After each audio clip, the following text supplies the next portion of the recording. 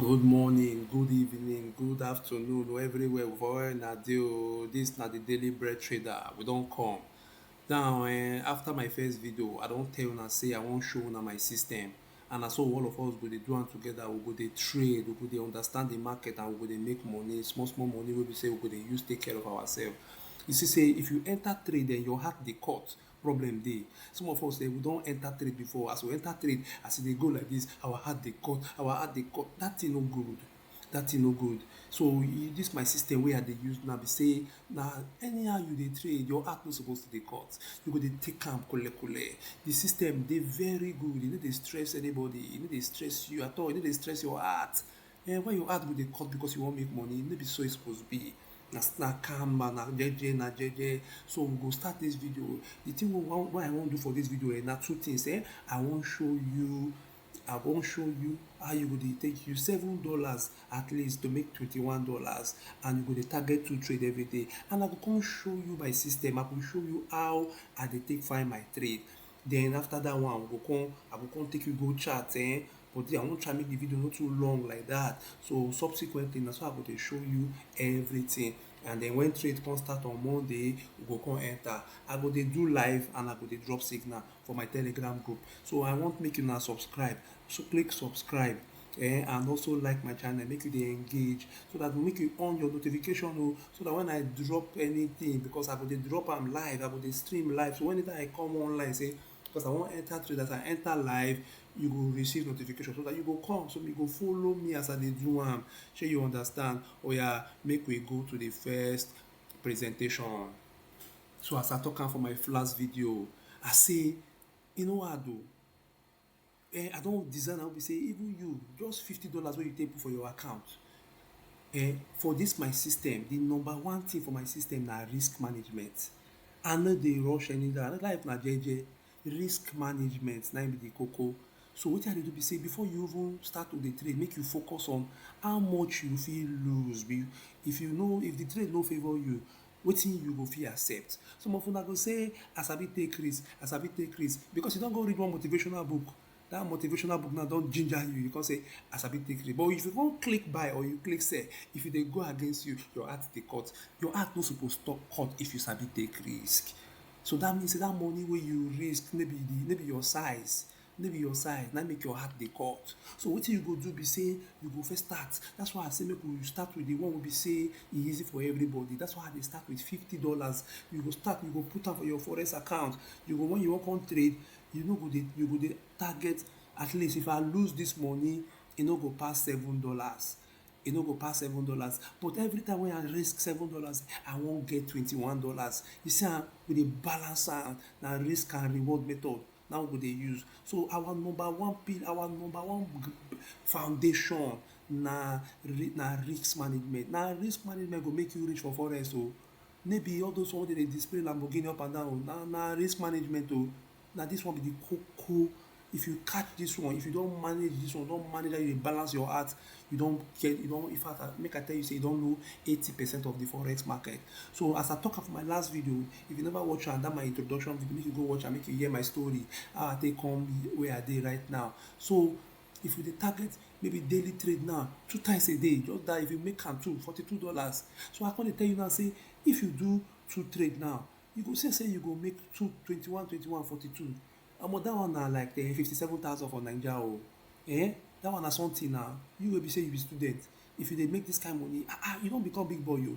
No be say you don finish job now, if you don finish school now, you no go dey carry your CV dey waka up and down, your shoe go dey tete. But now this one now, as e dey like that, as e dey like this now, you go dey go school say you wan go learn something, make you take add value. No be say you go dey reason say you wan go join job, you wan go dey find job wey dey go dey pay you peanut. You understand that kind thing? So that's why you go take this thing serious. You see am, I don take am. See, forex market, anybody wey tell you say you no go lose money, the person dey lie for you o. The person dey lie for you. You go lose money sometimes. But you see, na this risk management na go help you. So say for example now, you enter one trade, you win $21. If you come lose $7, shey you see say you still make money? You dey see am, na so we dey do am o. You go still make money. If you lose, what if you come start your first trade, you lose like $7? Your second trade, you miss $21. You see say you still make $14 o at the end of the day o. You dey see am, na money o. But if you can't lose the two of them, you go just hands down, you go come relax, you go come wait, or pour cold water for your body. You see say na $14 you lose, you still get money still dey ground. Yeah, money still dey ground wey be say you go recover am. But dem no dey rush market o. No dey say because you don lose $14 now you wan enter another one to recover am. No, don't do like that o. Your account go blow. So na from experience I dey tell you. Na from experience. So make you no dey do that kind thing. You no dey do that kind thing. Make I show you the next slide. So the next slide now, na im be say na I dey tell you that time. I say make we dey even dey look am sef na loss.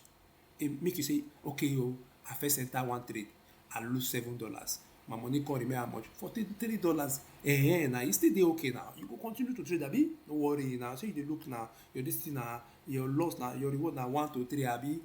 Okay, what if you come lose 2 trade because money don remain $36 o? E still dey now. Okay, you go wait. If you lose another trade nko, e still remain $29 now. You go dey manage am like that. If you lose 4 trade nko, you don small sha o, but na $22 now. You still get money to trade again. Okay, you can't lose 5 trade. You see say you go need to lose 7 trade before you blow your account. No be that one we say you go just go one place, go follow one signal, they just give you this thing, you enter one trade, before you know your account don go, your last $50 o. Yeah, abeg no go use school fees money o. Abeg, no use school fees money o. No go carry your papa rent say daddy I wan double your rent for you o. E get one thing wey I don see, one guy wey dey call daily bread trader, the guy don show me something o. You come carry your house rent come put, abeg I no dey o. This one na I no dey o. Na disclaimer o. I no dey o. So this one I dey tell you now be say you go carry money wey be say you no dey, wey be say if you lose am e no go pain you. You go put am, but now you go come still manage am. You no go just do am anyhow. You understand? So that is why I say na from experience na I take learn this thing. So now I dey tell you say I wan teach you how to do am.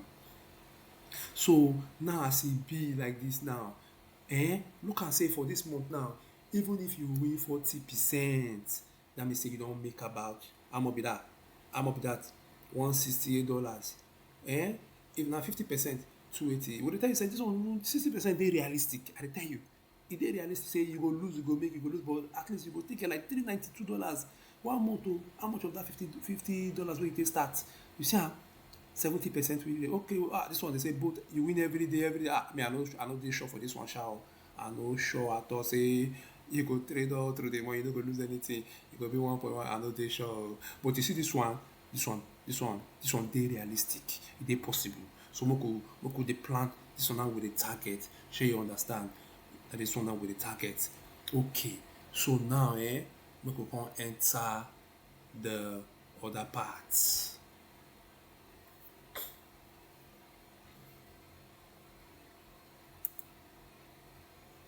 Now my 6 pillar be this o. The thing wey I dey look anytime I wan enter trade. So I go dey show you the thing wey I dey look when I wan enter trade. The thing wey I dey look, e get market structure wey I dey look. I dey look market structure, I dey look imbalance, I dey look liquidity, I dey look efficient and inefficient market, I dey look demand and supply, I dey look momentum. This video don too long o. E don dey reach 8 minutes. I no wan make it too long. I no wan make this video too long. So I go carry this particular lecture enter another video. So make you click am now. Click am, look for this video now. You go see am na 6 pillar. Enter, make you go look am now. I no wan make this video pass 10 minutes. I don't want to make it too long, make it stress you too much. Oh yeah, now let's go.